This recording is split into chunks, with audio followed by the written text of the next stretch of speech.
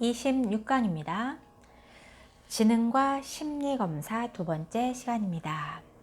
지능 이론과 지능 검사에 대해서 배우게 되겠습니다. 지능 이론이란 무엇인가? 웩슬러 지능 검사 등 알아낼 주요 내용입니다.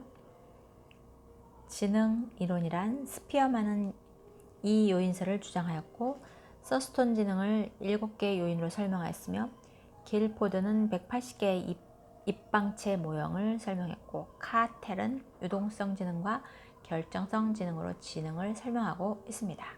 웩슬러 지능 검사는 지능이란 개인이 한목적적으로 행동하고 합리적으로 사고하며 환경을 효율적으로 다룰 수 있는 총체적인 능력이라고 정의하면서 웩슬러 지능 검사를 개발하였습니다. 먼저 심리 검사의 발달 과정을 보겠습니다. 1879년 독일 라이프치히의 심리학 연구 실험실을 개설하였고 이로써 심리학은 철학과 생리학으로 독립해서 하나의 학문으로 발전하게 됩니다. 분트는 양적 측정의 전통을 확립하면서 심리 측정학의 발달에 중요한 토대를 마련하였으며 모든 인간에서 공통적으로 나타나는 일반적 원리를 발견하게 됩니다. 운드.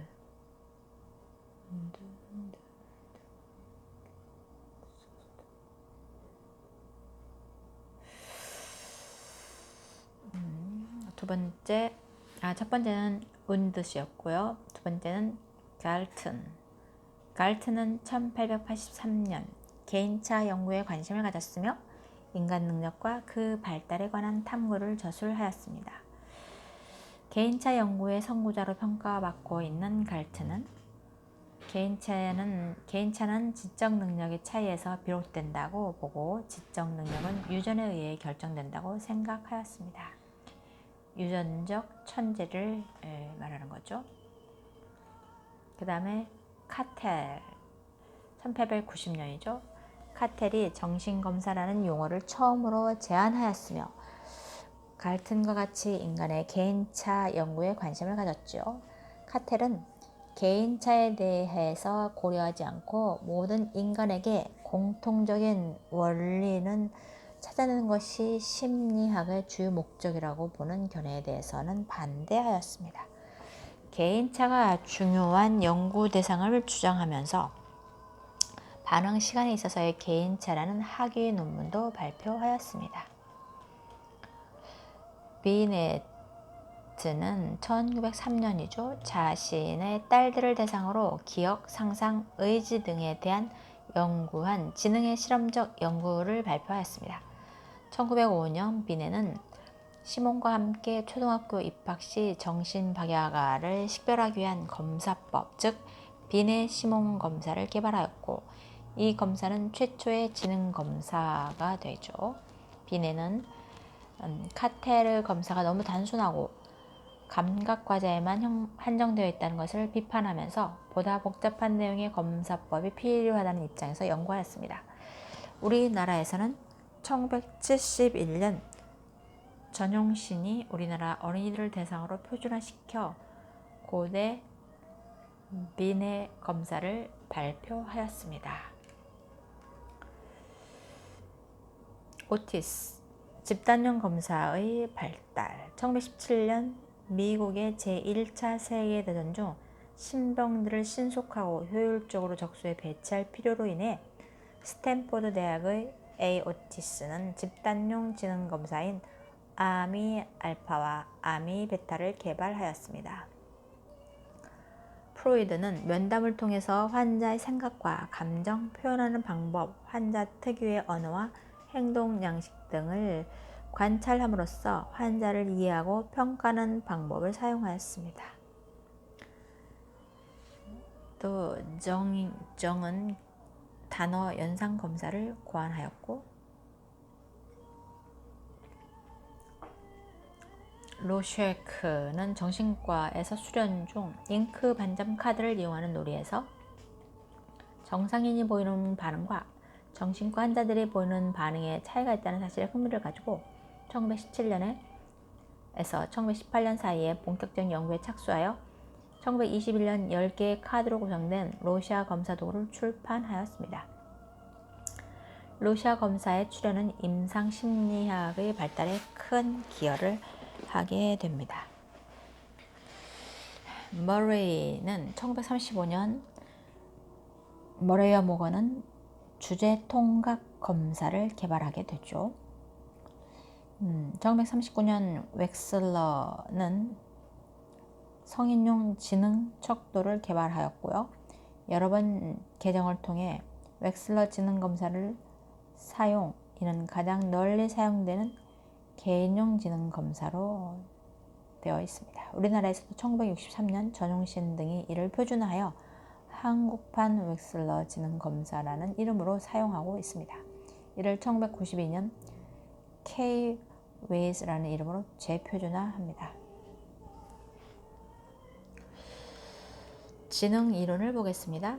지능에 대한 학자들의 정의를 보면 웩슬러 지능은 개인이 한목적적으로 행동하고 합리적으로 사고하며 환경을 효율적으로 다룰 수 있는 총체적인 능력이다 라고 합니다. 비네는 지능은 일정한 방향을 설정하고 이를 유지하는 경향성, 또 자신이 소망하는 바를 성취하기 위해 순응하는 능력, 또한 자신이 도달할 목표를 아는 능력이다 라고 정의를 합니다. 지능에 대해서 터만은 지능은 추상적 사고를 하는 능력, 즉 다양한 문제들을 해결하기 위해 추상적 상징을 사용하는 능력이다 라고 정의를 하죠. 스피어만은 지능은 사물의 관련성을 추출할 수 있도록 하는 정신작용이다 라고 정의를 하였습니다. 서스톤은 지능은 추상적 개념과 구체적 사실을 연관시킬 수 있는 능력이다 라고 하였고요. 삐아제는 지능은 단일 형식의 조직이 아닌 적응 과정을 통해 동화와 조절이 균형을 이루는 형태를 말한다 라고 하였습니다. 스터는 지능은 사고를 작동시켜 새로운 요구에 의식적으로 적응하는 일반적 능력이다 라고 하였습니다. 주요 학자들의 지능 이론을 살펴보겠습니다. 스피어만은 이 요인설을 말을 하고 있는데요. 스피어만은 지능의 본질을 규명하기 위해 요인 분석을 사용하였습니다. 스피어만은 다양한 정신능력 영역을 측정하고 있는 많은 심리 검사들 간의 상관을 요인 분석하였고, 요인 분석 결과 모든 인지능력 검사들은 하나의 핵심 요인을 공유하고 있다고 보고 이를 일반 지능인 G 요인이라고 하였습니다. 수리 추리력, 언어 이해력 등 인지 능력 검사만이 공유하는 특수 요인 S가 존재.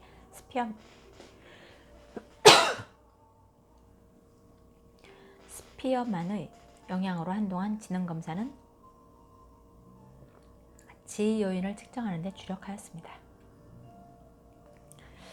터스톤의 다요인설 7가지 기본 정신 능력을 말하였는데요. 지능 구조에 관한 스피어만의 생각과 다른 견해가 1940년대부터 미국에서 나오기 시작하였는데, 서스톤은 지능이 서로 독립적인 다양한 능력들로 구성되어 있다고 주장하였습니다.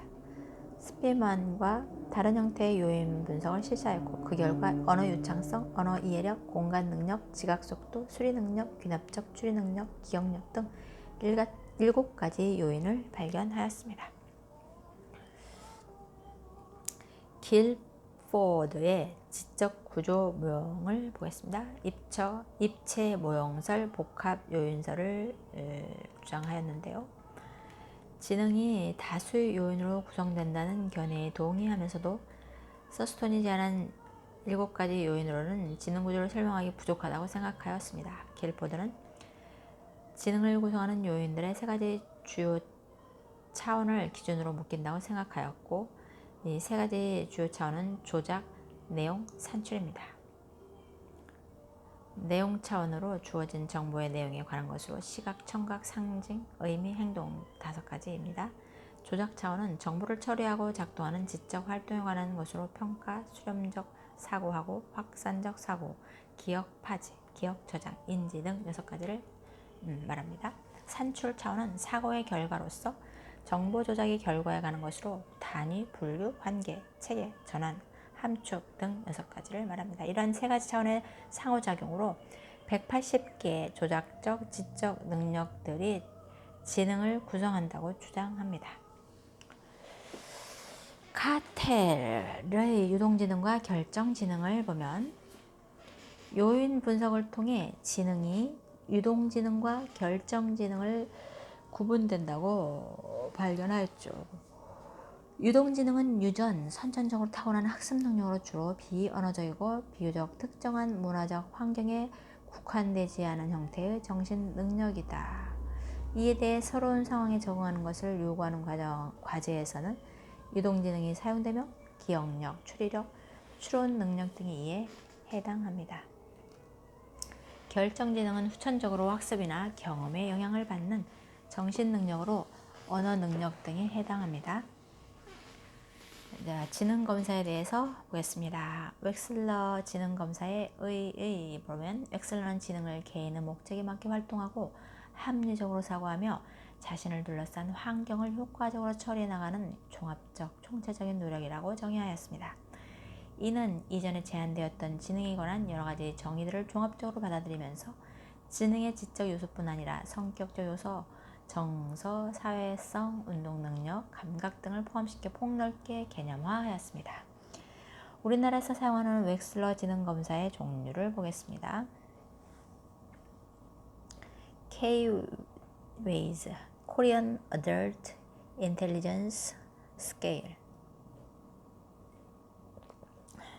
약자를 써서 WAIS를 쓰고 있네요. K-Ways.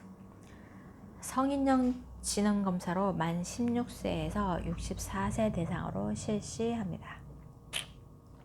언어성 검사 6개 항목, 즉 기본지식, 이해, 산수, 공동성, 숫자, 어휘, 그리고 동작성 검사 5개가 있는데 빠진 곳 찾기, 차례 맞추기, 토막 짜기, 모양 맞추기, 바꿔쓰기 등으로 구성되어 있습니다. 현재 K-Ways 4가 사용되고 있습니다. K-Ways 4는 언어 이해, 지각 추론, 작업 기억, 처리 속도의 4개 지표와 전체 IQ로 나타납니다.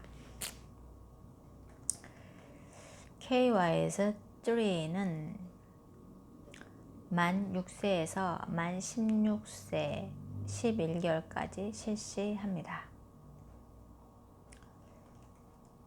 언어성 검사에서 6개 항목을 검사하는데 기본지식, 이해, 산수, 공통성, 어휘, 숫자, 보충 검사가 있고요. 동작성 검사 7개 항목이 있는데 빠진 곳 찾기, 차례 맞추기, 토막 짜기, 모양 맞추기, 바꿔쓰기, 도형 찾기, 보충소 검사, 미로 찾기 등으로 구성됩니다. 현재 KYS 4가 사용되고 있죠. KYS 4는 언어 이해, 지각 추론, 작업 기억, 처리 속도 4개 지표, 전체 IQ로 나타납니다. KWPPS I, Korean Pascal and Primary Scale of Intelligence 약자인데 만 2세부터 11개월에서 7세에서 3개월까지 7세 3개월까지 시합니다. 그러니까 2세에서 7세로군요. 현재 K-웹시 4가 출판되어 있습니다. 검사 항목을 보면 언어성 검사가 있는데 검사 항목을 이제 차례대로 볼 텐데 먼저 언어성 검사는 기본 지식을 보는데 개인이 소유하고 있는 일반적인 지식 정도를 측정하는 것으로서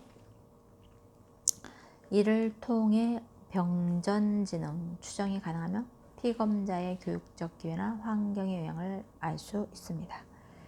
숫자 외우기는 청각적 자극에 대한 주의력과 단기 기억력을 측정할 수 있으며 유동성 지능 및 학습 장애와 관련이 있습니다.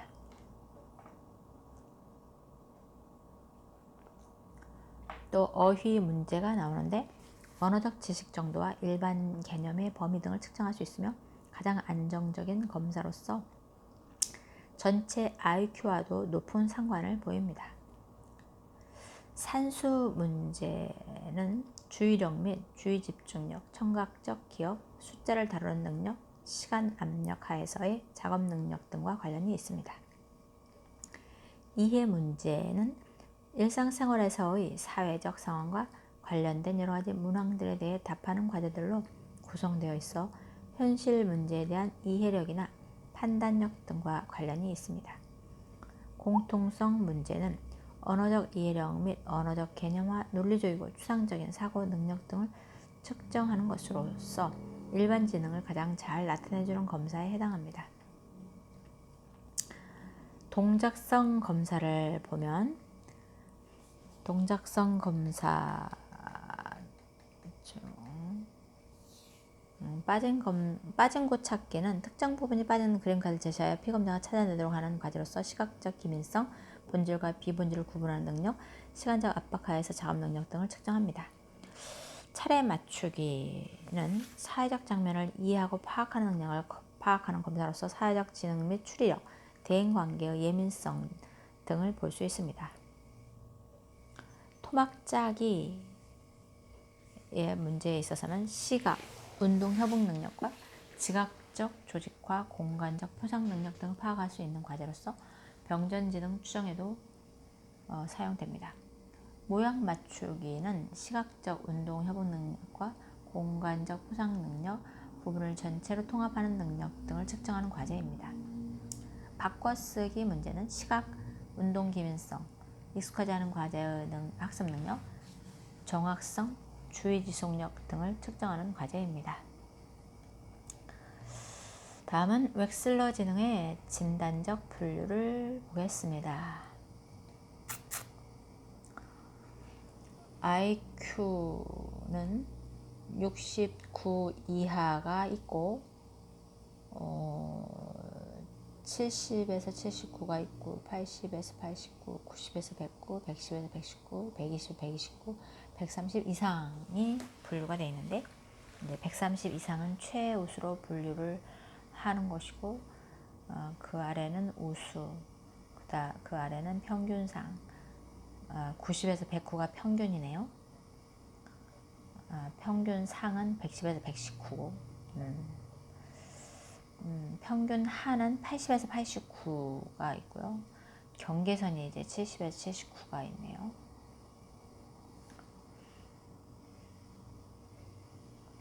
네, 오늘 공부는 여기까지입니다. 감사합니다.